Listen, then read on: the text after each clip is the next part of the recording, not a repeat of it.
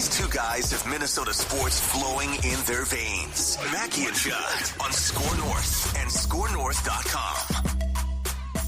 It's a scoop session here. Minus our guy, Darren Doogie Wolfson from the 5 Eyewitness News Sports Department, because he's on extended spring break. Got the family. Are they somewhere like warm and tropical, or where are they at? I texted him yesterday because it's just burned in my muscle memory that Monday afternoon I confirmed with Doogie, like, hey, 10 a.m. tomorrow. Like, it just burned. And he said, 82 and sunny right now, so not available, is literally what he said. And then we talked some little bit of Twins, but I think somewhere in Florida. I think he's in Florida. Okay. He's in Florida. Yeah. So he's going to be throughout the rest of the week here. So in Doogie's place, last week, Judd led the scoop session and some reckless speculation Thursday, and that was glorious.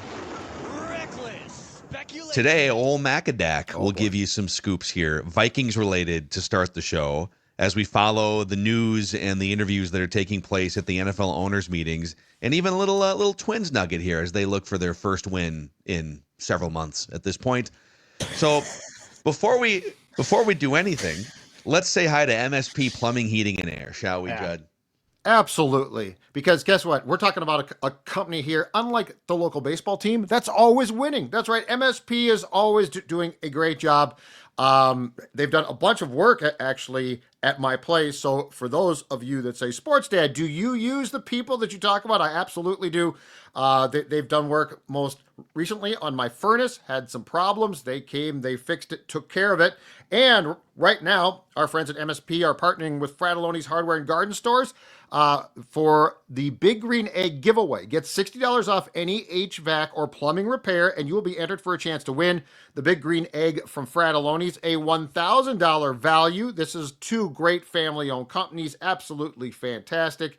And I can vouch that MSP does the job at every turn.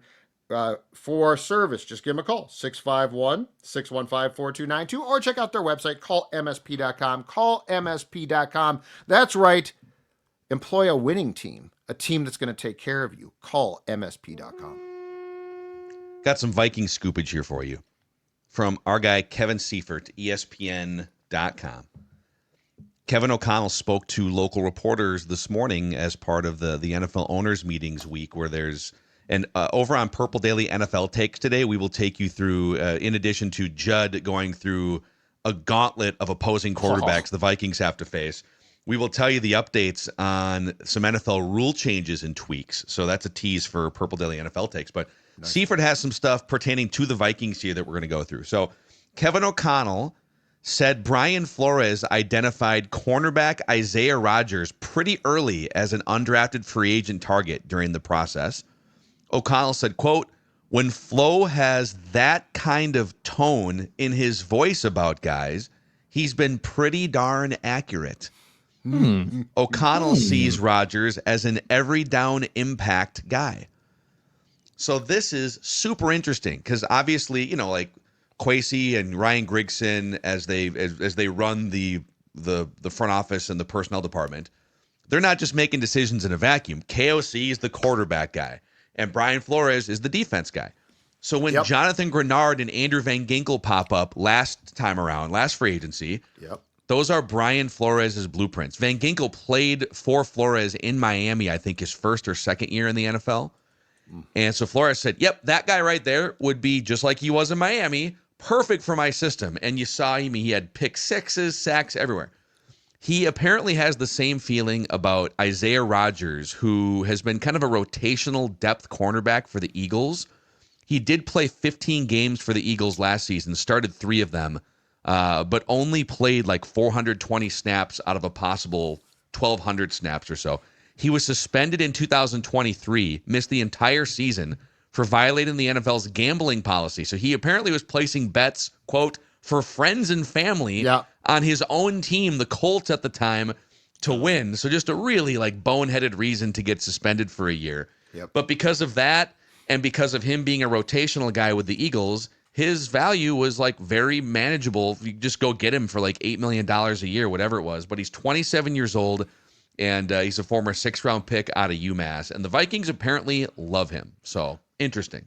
If Brian Flores comes to me and says, you know what, sign this guy, I'm sold, who am I to say no? Who am I? Exactly right. Who am I to say, like, when the signing came down, I was like, okay, is this a rotational guy occasionally? Is this a backup? Is this the one thing that I always think about in terms of like secondary guys and or receivers at times, as special teams guys, right? Because like you go out and just sign guys at times because they're really good on special teams, and that is a very important part of the game.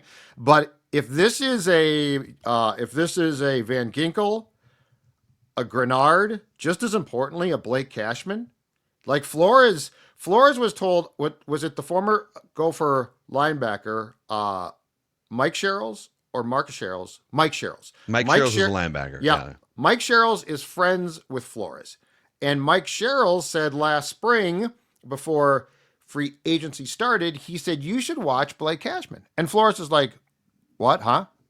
And Sherrill says he fits perfect with what you do. So Brian Flores puts the old tape in the VCR, pushes play and watches it, and he's like, oh, hold on a second here. I like this. So like if he comes to you and says Isaiah Rodgers, just the name, sign him. Yeah. A couple other things on Rodgers that are really interesting. So he was almost exclusively an outside cornerback for the Eagles and throughout his career. Mm-hmm. When quarterbacks target him, they have an 85 passer rating, which is outstanding. Like that's obviously, I mean, today's age where almost everyone has a 95 or above, it feels like really passer rating. Yep. That's really, really good. But maybe even more interestingly, Isaiah Rodgers had the 6th best man coverage grade among all qualified cornerbacks with the Eagles last year, but among all qualified cornerbacks. So great on those plays where, hey, we're going to send the farm here. We're sending 6 guys on a blitz. Need you to hold up in man coverage on the outside. He is, and that's something that Byron Murphy Jr. thrived with in Arizona too, just like single coverage. He did a really good job, and the Vikings identified that. Yep. So this is, and the other thing too is they brought back Byron Murphy Jr., obviously, for a bunch of money. Mm-hmm. Mekhi Blackman's coming back from the injury, and we've all kind of said, yeah, like he was fighting for a starting spot last year. I guess he would presumably be fighting for a starting spot this year, but we don't know for sure. Like that's going into the season hoping that he's fully recovered and ready to start and just be an every snap guy is probably wishful thinking. Jeff Okudah was the former 3rd overall pick that the Vikings are bringing in as a reclamation project. Yep. But we don't really necessarily know throughout this process how they have felt about Isaiah Rodgers. Is he a starter? It sounds like, based on what Flores and Kevin O'Connell are saying, that he is an every snap guy, and it's going to be Byron Murphy and Isaiah Rodgers for sure, 1 and 2 in the pecking order, and then the Mekhi Blackmans, the Jeff Okudahs, the Dwight McLaughlins, etc. And then we'll see what happens with our nightclub sighting of Asante Samuel Jr. from the Purple Daily Anonymous tip line. That's the other one. Like if that's true, then you've got Rodgers, Asante Samuel Jr., and Murphy. And you guys talk too much Rodgers on this show. And you need 3. Hey, you know what? Today at the breakfast, not one question asked because the Vikings were smart enough to do the side session with O'Connell and the local press yesterday. That all got done. Yeah. But so if you're talking about if the Samuel thing, which by the way could be true, is true, now you've got Samuel on the boundary. You've got Murphy on the boundary or Rodgers, because certainly Byron Murphy Jr. can move inside. Mm-hmm. But yes, if Brian Flores says, go get him, he fits my system, much like O'Connell with quarterbacks, who are we to say, oh, hold on a second? So I love it. This excites me. I love it, man. Dex, you were gone last week because you were covering the Twins in St. Louis, but you did see the viral clip of the Purple Daily Anonymous tip line with some information about Asante Samuel Jr. wearing a Vikings hat at a Fort Lauderdale club. The timeline matches, by the way. He told the daughter of a listener that, hey, in like 4 or 5 weeks, it's going to become official. Well, that's when the comp pick formula resets. I don't know. On a 1 to 10 believability scale, where are you at? I believe that at about a 7. Like I'm pretty sure that happened. Yeah. It's not certain, but I bet that happened. It's very interesting. I will say this. I think Asante Samuel gives that room so much more depth, and you know exactly who. I mean, he'd be the top dog in that cornerback room, right? I mean, Byron Murphy had a great year, but I think the body of I think Byron Murphy Jr. with just like his experience in versatility. the system. Yeah. And Asante Samuel Jr. has chronic sholdder issues and stuff. Yeah. But I mean, he'd be a nice addition. Yeah. But yeah, the even though I think that room probably exceeded the expectation, because I think going into last year, like, oh man, this could be rough. Like the other quarterbacks can be thrown at the Vikings all day if pass rush doesn't get home. And there was moments last year where their D-backs didn't look great. But you get Asante Samuel Jr. in, man, like all of a sudden that goes from a thin and kind of iffy group to this is now a pretty solid group of players. Yeah, let's talk about depth now, huh?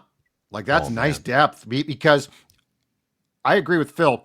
The Mekhi Blackmon thing, you can't assume, but you also are optimistic, right? So now if you've got that depth and now Blackmon comes along and he's set to go, you're in really good shape. Yep. Some other highlights here from the Kevin O'Connell session this morning. This one from the Star Tribune. Actually, all of them had this. Seifert had this too, but Harrison Smith has a rule, according to the Star Tribune, and what O'Connell said, that if O'Connell calls or texts him early in the offseason, quote, we are not to talk about playing football until Harrison Smith is ready to talk about playing football, because he needs some time to clear his mind. Right. Well, Harrison Smith called one morning and said, hey, boss man, I think I've got one more in me. Wow. So I think what happened, because there was a deadline toward the end of that free agency frenzy week, Harrison Smith was hanging out Monday morning, just like the rest of us, Monday afternoon, wondering, okay, what would make my decision a little easier is if the Vikings added some key pieces to the puzzle here. And he saw the Jonathan Allen, the Hargrave additions, maybe Isaiah Rodgers, and he said, hey, boss man, I think I got one more in me here. Now, O'Connell did say, where did I see this yesterday? I think it was on a Vikings.com clip in Florida, that O'Connell said, I don't think people are talking enough about Harrison Smith's return, to which I tweeted back, Kevin O'Connell needs to watch more Purple Daily, because we have been talking about this for quite some time. I mean, I think it's not sneaky, but I think that this is a very important thing. I think what that dude brings to, as probably an extension of Flores' coaching staff, Harrison Smith to me is a key part, because yes, his play has declined with age a bit, but one, it certainly has not gone off a cliff. But more importantly, his smarts have increased, and that dude was already smart. So Kevin O'Connell, I will say this, you are not checking out the right shows if you think that Harrison Smith is being slept on, because we are not sleeping on his return. Maybe he pieced out. There was some, I don't know, were you ripping him at one point? I feel like Harrison? This show, O'Connell. I'm trying to think of like when I've only ripped him because I like him. Because you have high expectations. I'm like a parent. Him, right? I'm not his friend. You guys are buddies. Well, he's fine. you guys spar at press conferences. Yeah, he's fine. It's a mutual respect. I like Kevin. So Star Tribune also has this one with Jordan Mason, the new running back they traded for from San Francisco. The Vikings took note of Aaron Jones' successfulness in a pairing in Green Bay. Quote from Kevin O'Connell: When he's had that 1A 1B backfield, he can be a total game changer every time he touches the ball, Kevin O'Connell said, talking about Aaron Jones. Right. And that makes sense. And I think they really wanted a 1A, 1B situation. They had some hopes for Ty Chandler, and then they brought back Cam Akers, but it's really been Aaron Jones, the 1A, and then cobbling together just some backup snaps. And even going back to like Alexander Madison was not a 1A. Like they haven't had a 1A, 1B in a long time here, well before Kevin O'Connell. I can't remember the last time the Vikings had before. I guess it was Chester Taylor, Adrian Peterson. Taylor and Peterson in 2007? I feel Probably. like in 2017 when Cook got hurt, they were forced to go with committee with like Latavius and Jerick McKinnon. Yeah, Latavius and Dalvin were in a backfield together. Yeah. That's also, yep, they were there too. But this is more of a true split. Yeah, because Jordan Mason, like he was the starting lead feature back for a month and a half when Christian McCaffrey was out, and then Jordan Mason got hurt too. But this is a really interesting tandem here, and we've gone over some of the underlying metrics and analytics that really highlight Jordan Mason in that smaller sample size. So I don't know if that translates to like a feature 250 carry back in Mason either. So like both these guys should be kept at a smaller sample size, and this could be a really good pairing. So I found another clip of O'Connell on Kevin Clark's show that you played a couple of snippets from on the show yesterday, Phil. And he was talking about sort of what we alluded to, which is he wants to wisely evolve the offense now to get more back towards what the offense should be, which is more run game. So like, I think that I really believe at the end of the day, the JJ McCarthy thing is going to become incredibly valuable, not only because he sets up to be your long-term solution at quarterback, but because I do think that, especially as you get towards the playoffs, there is a marriage of the run and pass that is absolutely necessary. Like, I know that Kevin likes to pass, and Jefferson, Addison, you've got some really dynamic players. And I think Kevin did take a step towards the run game last season, but I think that there's another step. And like, if you're talking about smash mouth January, just down and Smash dirty, mouth, Smash mouth. smash mouth, Hey now. smash mouth, mouth. If you're talking about that January, I think this is ultimately going to be a really good thing. You've got to run the ball effectively, and that will mouth smash. Mouth smash. Yeah, this is on paper, this is a very good thing for both, I think, for both Aaron Jones and JJ McCarthy, because they're going to want to get carries for these guys. And, they tried to run the ball more last year. Clearly, like, they went from being top 5, top 3 in pass attempts to more middle of the pack. But it was particularly evident in the red zone that the only way they can punch in is to throw the ball into the end zone. And then you run into the game where Sam Darnold just short circuits. They had wide open schemed routes, but Darnold couldn't make it. That Detroit game had to run the ball. You're right. Yeah, the easiest way to score a touchdown inside the 5 or 10 yard line is to move people out of the way and run it into the end zone. And they have not been able to do that. Yeah, that's what it is. Smash the mouth. Hey, speaking of that, let's just say old Dex Tweets had some spies at the NDSU Pro Day. That was earlier over the weekend. Whoa. Let's just say I know someone who knows Gray Zabel and his family very well. And there was a bunch of scouts there. And apparently he was obviously the star of the show. He's likely going to be a potential first round pick. Apparently, dude's just like an insane freak athlete. His genetics and his family too, like they've just come from. They're all just awesome freak athletes. They're all just super athletic and talented.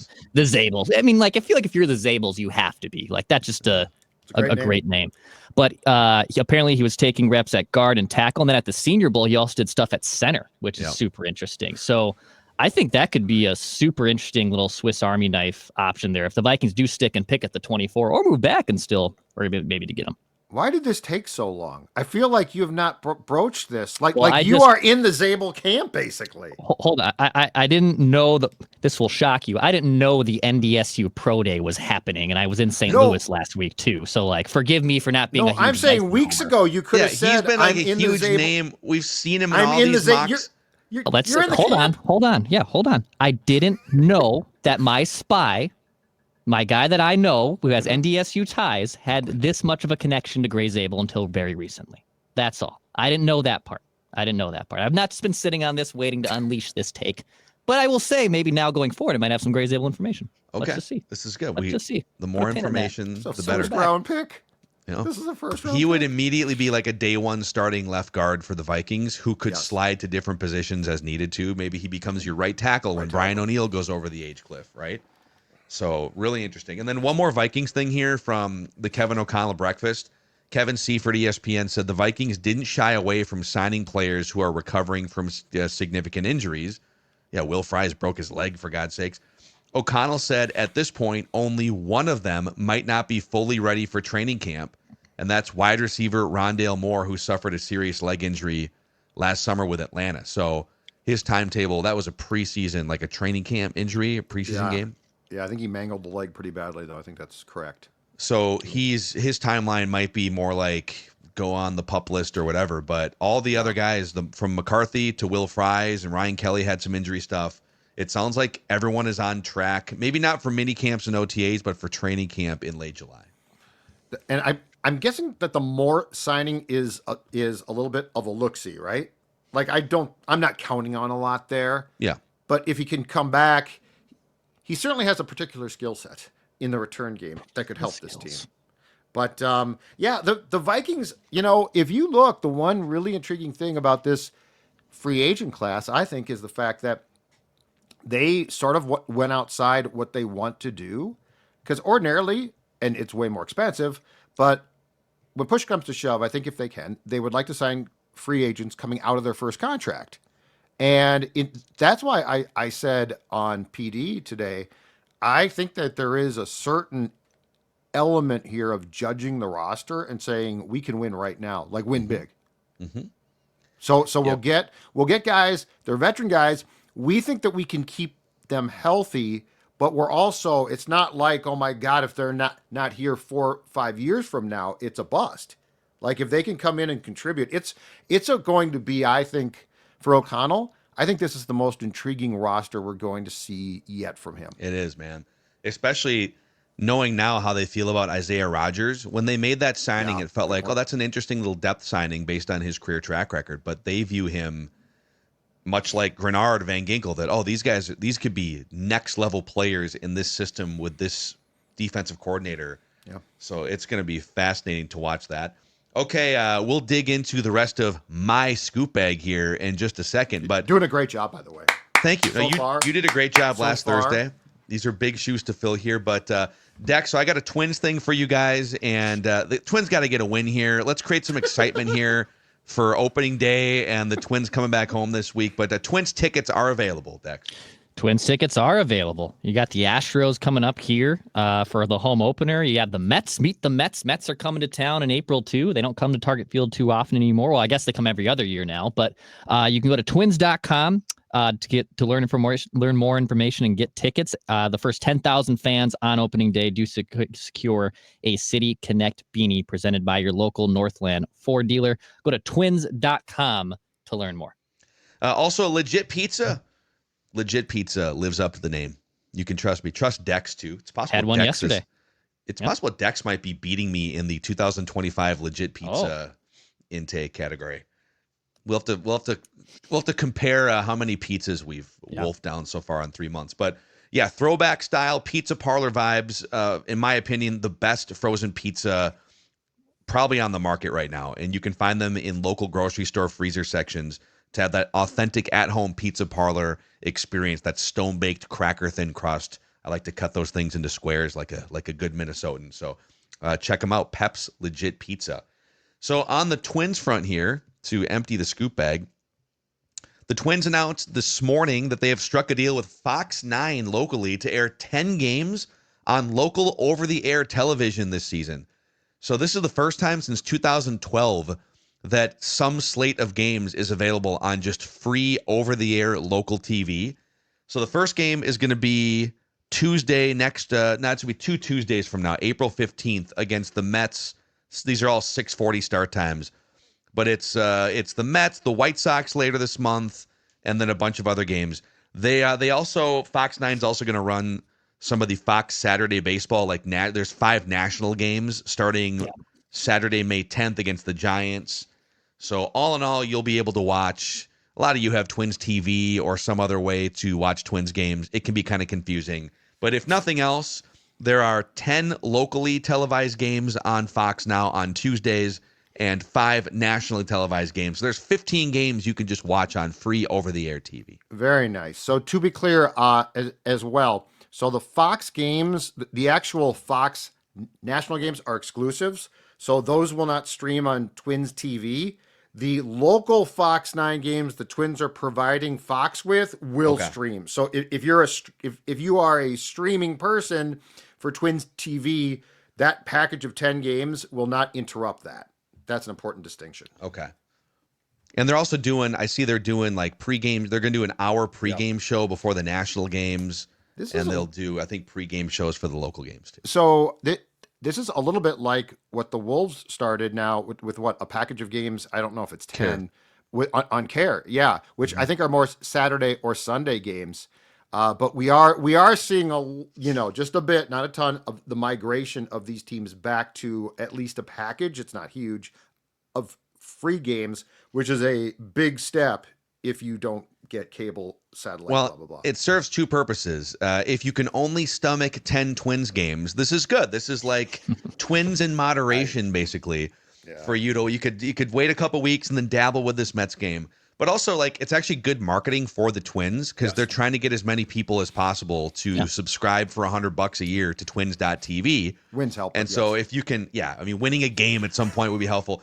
Scoring a run, for God's sakes, getting a hit. Martin Perez he did no hit. He did no hit him. He left the game. They pulled him out of the game. But if they get going and there's some excitement and you got a bunch of eyeballs on the free product on April 15th against the Mets, then you can drive subscriptions to twins.tv. So doing this makes 100% sense from a marketing standpoint. But the number one, I think, most important thing from a marketing standpoint is having a product that is entertaining and people want to watch. And that hasn't quite been the case through the first week of the season. Mm-hmm. Yeah, it might be a little bit of an uphill climb. Also, I mean, so you have Twins TV, but then you still have Roku games. You have Apple Friday TV games. So it totally becomes very complicated to also find oh, it's Friday night. I'm just going to turn on my Twins TV. Like, well, actually, they're an Apple TV broadcast tonight. So there is a bunch of minutia. You can subscribe to the Score North Twin Show, though, to make sure you're maybe up to date on all these crazy things. And also, if the Twins are bad, there might be more updates from the St. Paul Saints this season because that team's also loaded and ready to go. So we'll see what happens there. The Score North Saints show is going to be popping. That pitching staff's going to be good, right? Pitching staff should be very That's good. what they said about the Twins pitching staff, too. But now, they both who could have predicted right? that Chris Paddock was going to have a hard time as a starting pitcher? Boy, can't imagine the shock that people felt yesterday. So there you go. That's the scoops here. You done? Oh wait, no. What do you got at least one more for you here. That's right. I got one more. So, according to Travis Branham, who is a national basketball analyst for 24/7 Sports, the recruiting site, Colorado State sophomore Jalen Crocker Johnson will enter the transfer portal as a do not contact. So I think, doesn't that usually mean that He's picked a school? I know who I'm going to already? The 6'8" forward averaged 9 points a game, 4.5 rebounds, and was the Ohio Valley Freshman of the Year a couple years ago. And he was one of the key players for Nico Medved at Colorado State last year. So I don't know. There's some Marcus Fuller from the Star Tribune is projecting that he could be in the mix to be a Gopher. So if Nico he grabbed a couple of his coaches. Yep. He kept Dave Thorson, a key assistant on Ben Johnson's staff, and maybe it sounds like the starting point guard for Colorado State is in the mix. And then if you could get a good sophomore forward here, I'm no Colorado State basketball expert, but that's a good basketball team. Let's steal some of their best players after we stole their coach. Show me the money. Show them the money. Go. Get that cash, Mark Wild. Get that cash going. Let's make it happen. So there you go. So that's really it? That's really it. Yeah, I don't have any. You don't have any recruiting updates? Encore. I just gave you a college recruiting update, right? Oh, that's a college. That's a transfer portal thing. I'm talking about a real recruiting update. No, I don't have as many encores as Doogie usually has, but we'll see what happens. I think we're catalog's not as big, Phil. No. Your catalog's not as big. You got a one-hit song that you come out and sing at the end. So you can go back to guiding the reckless speculation session on Thursday here, and then we'll get the real Doogie back for some real scoops next week once he's back from spring break. On Purple Daily today, cheap plug, we had one of our great draft experts, Tyler Forno, to go all sorts of deep dive directions on what the Vikings might do in the draft. And then we have Purple Daily NFL takes as well, plus the Score North Twin Show, Flagrant Howls, Judd's Hockey Show. We'll see you tomorrow here on Minnesota Sports with Mackey and Judd.